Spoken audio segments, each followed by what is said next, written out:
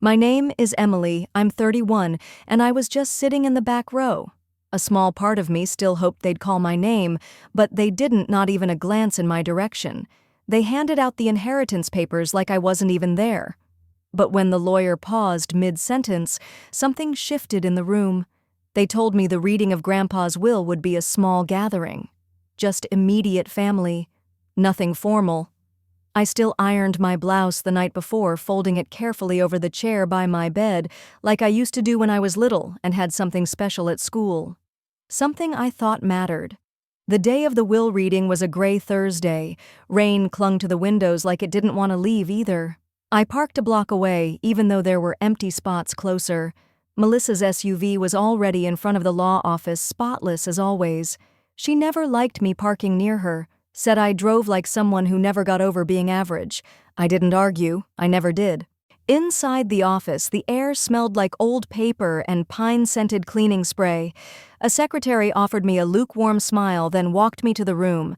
Everyone was already seated. Melissa sat nearest the lawyer's desk, legs crossed, fingers, drumming on the armrest like she had somewhere better to be. Mom and Dad flanked her like bookends. Their expressions were unreadable, but not unfamiliar. That same stiff politeness they reserved for me at family dinners. Like I was a guest, not blood. There was only one chair left, back row by the window. I sat.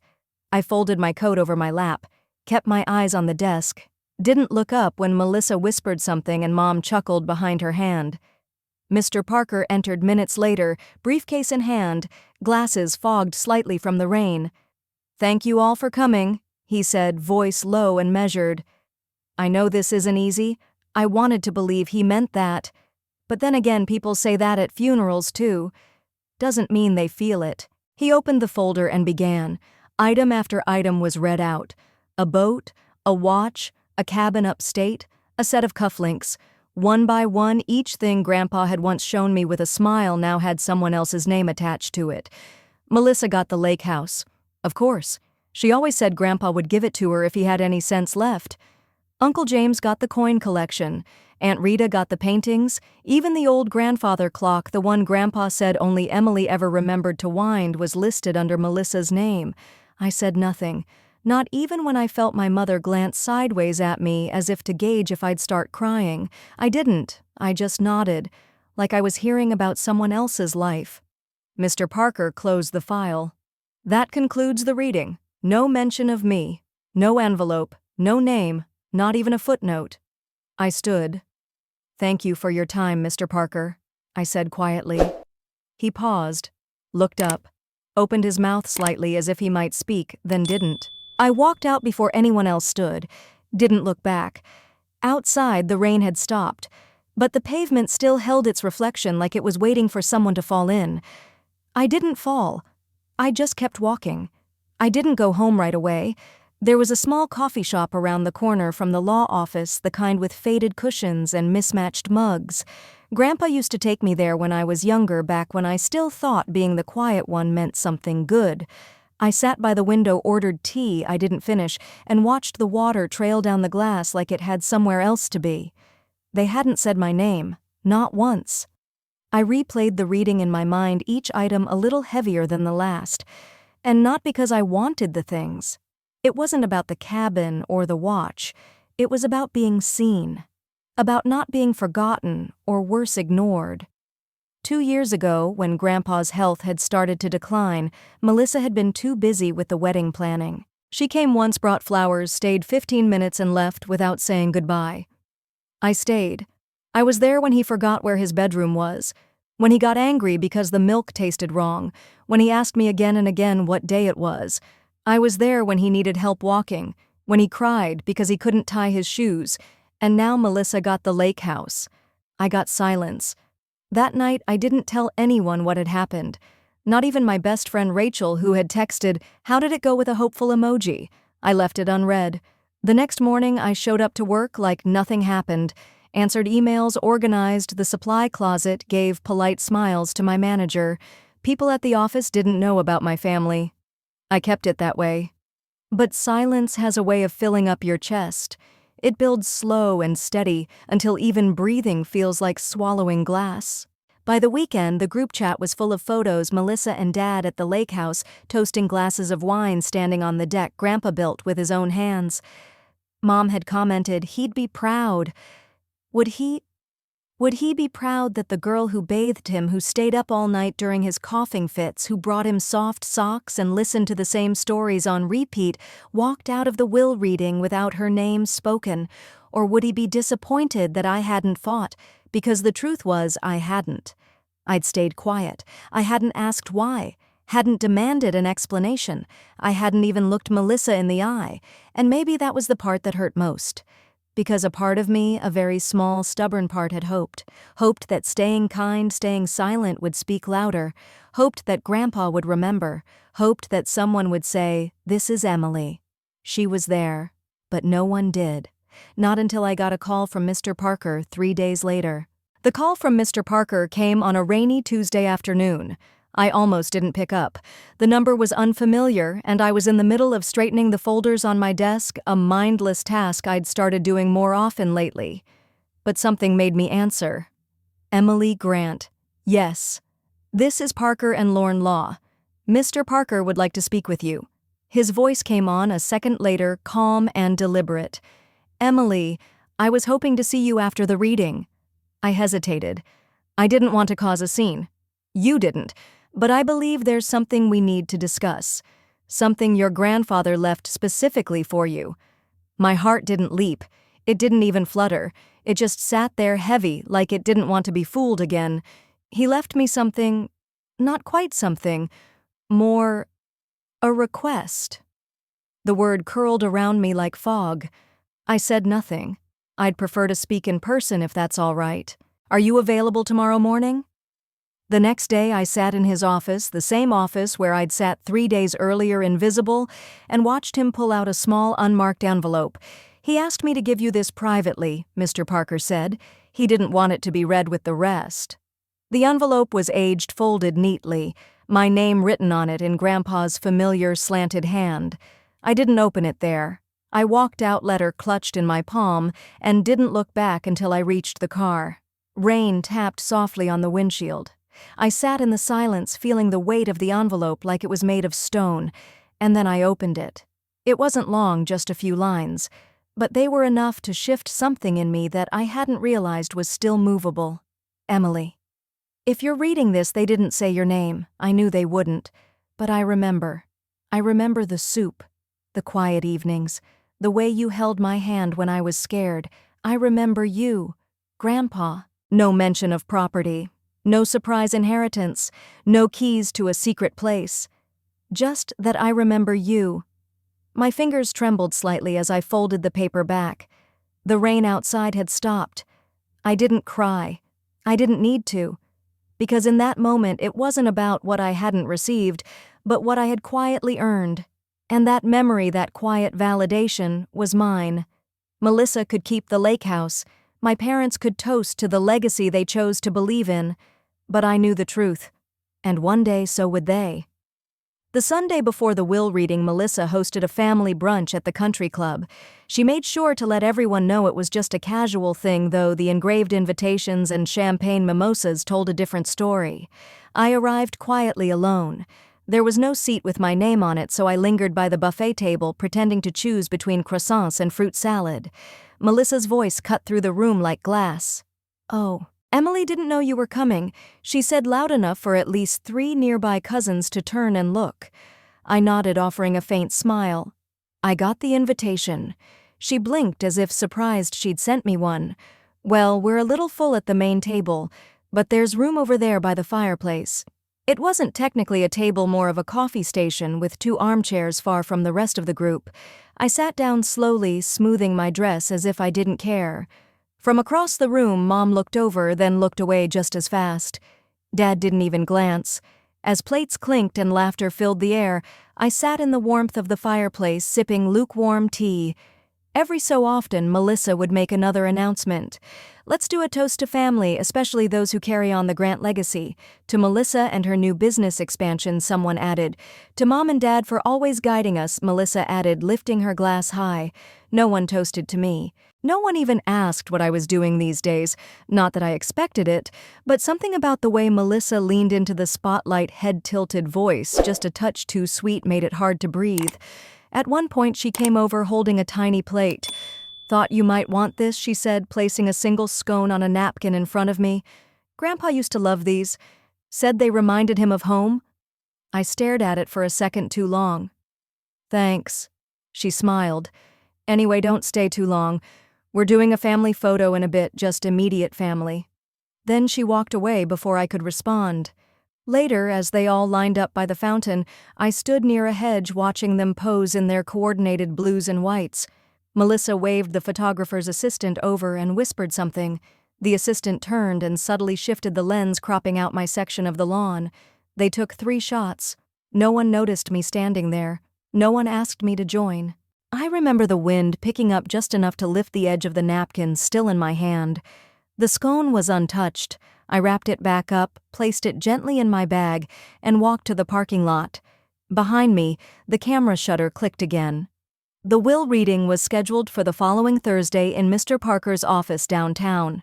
The waiting room was quiet, all beige walls and stiff chairs. Still, Melissa managed to fill the space with her presence alone. "Emily, you made it," she said, brushing non-existent lint from her lapel.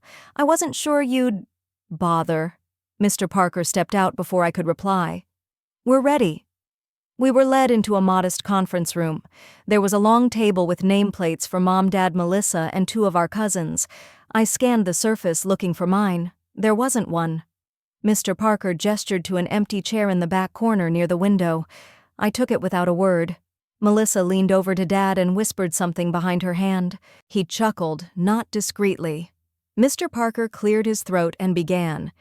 "As you all know, Mr. William Grant, your father and grandfather, left behind a personal will separate from his legal trust. He insisted it be read in full to all immediate family members."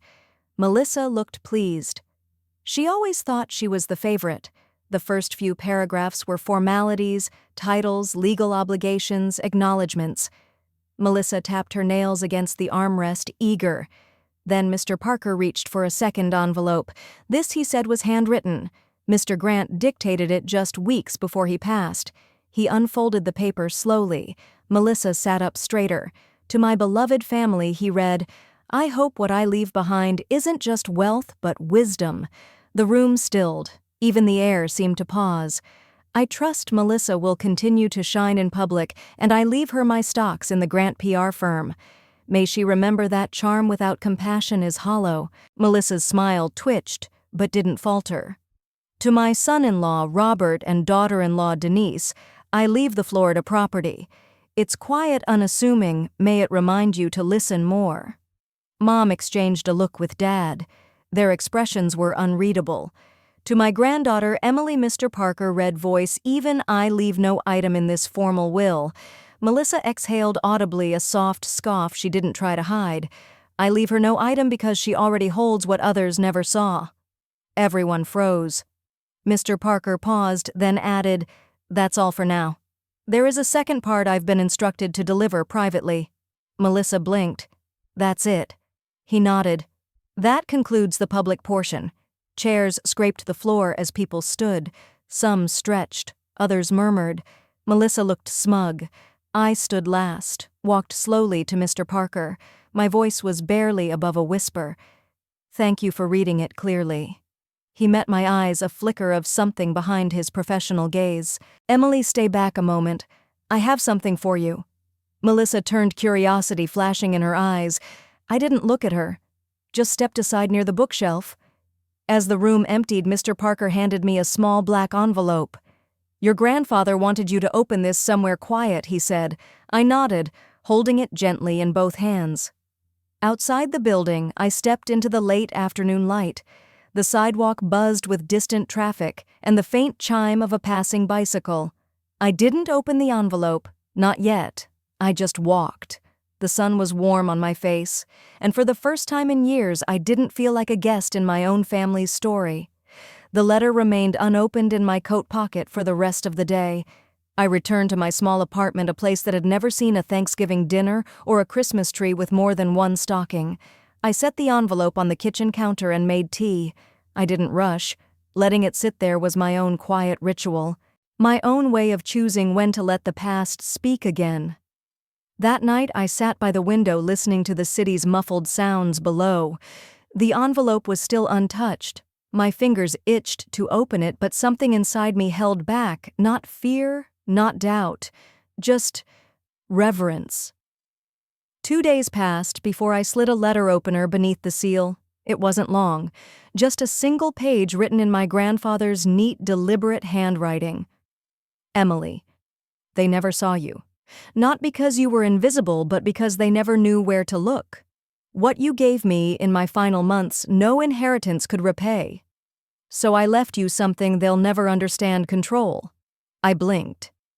In the safe deposit box at Haverhill Bank under your name, you'll find the deeds to 3 properties. I signed them over privately. One of them you already know, the orchard where you brought me warm tea and sat with me while the trees turned red. The others are for you to decide what they become. Quiet power is still power. Use it gently, but surely. Grandpa. The tears didn't fall in waves. They came in silence. 1 or 2. Then none. I folded the letter back and returned it to its envelope. It didn't feel like a victory, not in the way Melissa would have wanted. It felt like closure. The next morning I called the bank, made an appointment. Then I emailed Mr. Parker, simply writing, "Thank you. I understand now." He replied within the hour. "Your grandfather always said you were the only one who listened between the words." That weekend, Melissa hosted a brunch at my parents' home to celebrate Dad's upcoming retirement. I wasn't invited, of course, but that wasn't surprising. What was surprising was what came after. Apparently, during the brunch, Mr. Parker called Melissa and requested she come by the office Monday morning. She assumed it was to discuss formalities about the PR firm shares. Instead, he slid her a copy of the private letter, not the whole thing, just the portion about the deeds. He did it at my request. Not to provoke her, just to make sure she knew that while she held the spotlight, I held the keys. She texted me that afternoon. No greeting, just, "You manipulated him. That wasn't yours to take." I didn't reply. Instead, I sent a single photo. The orchard, bathed in fall sunlight, leaves rustling in quiet rows of gold and crimson, and one line of text: he gave it to the one who stayed when no one else did. I turned off my phone and let the silence speak for me. The will reading was scheduled for the following Friday morning. Mr. Parker had asked me if I wanted to attend, even though I already knew what was and wasn't going to be said. I said yes. Not because I wanted to witness anything, but because I needed to see it through. Quietly. Fully. Without skipping the ending. The office was the same as before, warm wood panels, large windows overlooking the city, and that signature ticking clock on the far wall that always seemed just slightly out of sync. This time the room was packed. Melissa was already seated at the head of the table, flanked by our parents. Her husband was next to her, scrolling on his phone. Several cousins I hadn't seen in years were there too, pretending to look solemn. No one acknowledged me when I walked in. I took a seat in the back by the coat rack. No coat this time. Just me and a folded letter in my bag, the real one, not the copy Mr. Parker had shown Melissa. The tension was more muted than last time, but it was still there. Polished, restrained, but present like an old perfume clinging to the corners. Mr. Parker began with the formalities, his voice calm, practiced. The first portion of the will, the public version, was as expected. Melissa received a controlling share of the PR firm, the house in Connecticut, and a few vintage watches Grandpa had once worn to board meetings. Our parents were mentioned next, a small trust, a note about lifelong appreciation. Then came the final paragraph. To my granddaughter, Emily, Mr. Parker read, pausing briefly. I leave nothing in this document. Heads turned slightly. Melissa smiled just faintly. Our mother tilted her head as if she hadn't heard it right. Someone coughed in the back. I didn't move. Mr. Parker continued, flipping the page. Her name is not listed here because her gifts were given outside of this moment, where it mattered more, when no one else stayed. There was silence, not awkward, not shocked, just still. Melissa shifted in her chair. I sat with my hands folded, calm. My heart didn't race, my breath didn't catch. I knew this part, but then Mr. Parker reached for a small envelope beside him, one with a red wax seal. He held it up. However, per the request of Mr. Grant, I was instructed to read this aloud in the presence of all family members, as his final message. Melissa's smile dropped. Our parents leaned forward. He broke the seal. To my family, those who stayed and those who left. Legacy is not measured in money, nor names engraved on plaques. It's measured in who brought me tea when I couldn't move, in who listened when I no longer made sense, in who held my hand without asking for anything in return. Emily, you gave me time, the kind no one else thought I deserved. That's why you already have what I consider most valuable. They won't find your name here, because it's already etched where it counts. He paused. No one moved. Then, from the far end of the table, my father whispered, "What does that mean?" But Mr. Parker didn't answer. He looked at me instead. Just a small nod. I stood. I didn't say a word, didn't look at anyone. I simply placed my chair back under the wall, not the table, and walked out. No noise, no slamming doors, just the sound of my own footsteps fading down the hallway carpet. And behind me, silence, the kind that follows truth. I didn't go home right away. Instead, I walked a few blocks until I found a quiet coffee shop with dim lighting and soft jazz playing. I ordered a chamomile tea, the same kind I used to make for Grandpa in his final months, and sat by the window watching people pass by without knowing the weight I had just left behind. My phone vibrated once. It was a message from Mr. Parker. "Take your time."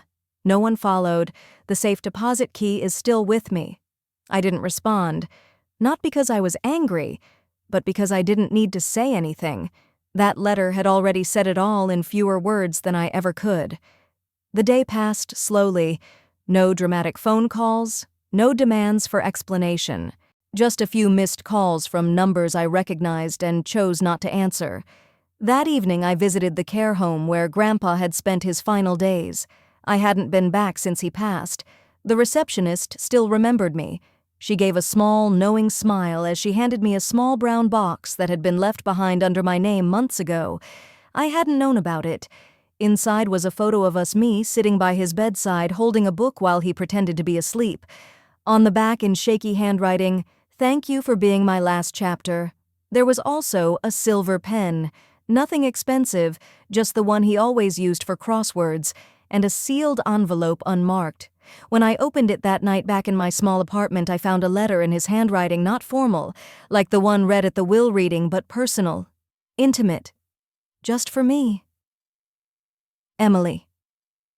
I didn't want them to know everything, not because they didn't deserve it, but because you didn't need to be seen through their lens. You saw me, as I was. That's more than they ever did. Keep the cabin, it's yours. You'll find the papers under the chessboard floor. Don't sell it. Go there when the world forgets your name. It'll remind you who you are. I let the letter rest on my lap and closed my eyes.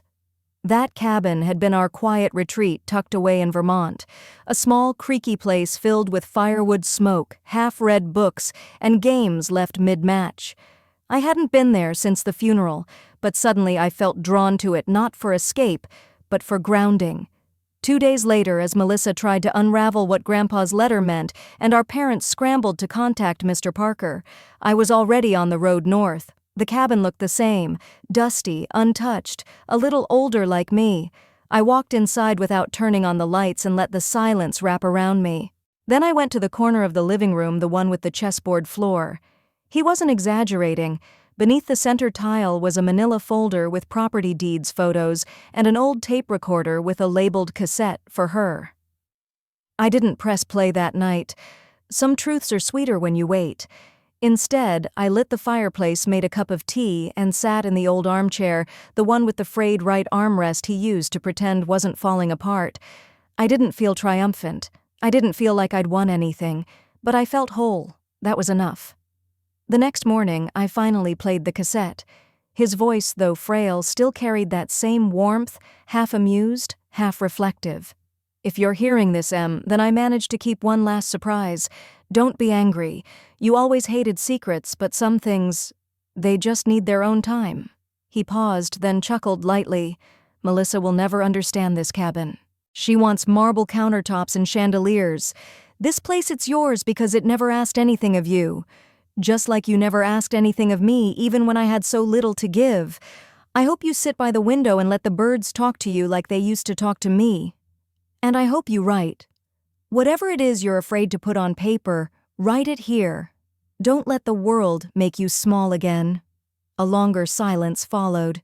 You were the only one who listened with both ears and a quiet heart. That's rare. Keep it rare. The tape ended with a soft click. No dramatic revelations, no last-minute wealth, just a man's final attempt to be honest, not with the world, but with someone he trusted. I stayed at the cabin for a week. Melissa called once, left a voicemail, her voice unusually polite, asking if we could clear up the confusion. I didn't return the call. Later, I learned from Mr. Parker that Grandpa had quietly transferred full ownership of the cabin to me months before his passing, an act shielded from the will reading. It wasn't about the value, the cabin wasn't worth much. But its symbolism, that was something else. Our parents didn't challenge it.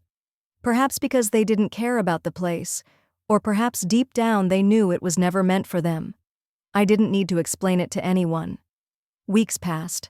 I returned to the city, back to my work, my routines. Life continued, but something had shifted, not loud or visible, just rooted. At a small bookshop event, I read one of my short stories, the first time I'd shared publicly. A quiet piece about memory loss and a woman learning to belong again without asking for permission. It wasn't groundbreaking, but after I finished, an older woman in the audience came up and held my hand. "Thank you," she said simply. That felt like something I needed to hear. I smiled, not wide, not for show, just enough. On the way home, I passed by my parents' house. Their car was in the driveway, lights on inside. I didn't stop. I didn't need to. They hadn't apologized. They likely never would.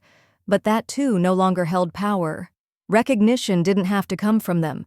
It came when the lawyer said my name. It came when I stepped away without raising my voice. It came when Grandpa left the world with my name written into his last silence. Sometimes being seen isn't about the noise you make, it's about the space you no longer let others shrink. And in that, I was finally more than just the quiet one. I was his legacy. And I chose peace. She never raised her voice. She never asked for justice. But somehow, when the dust settled, she was the only one standing in the quiet with her name still intact. And that silence, it said everything they refused to hear.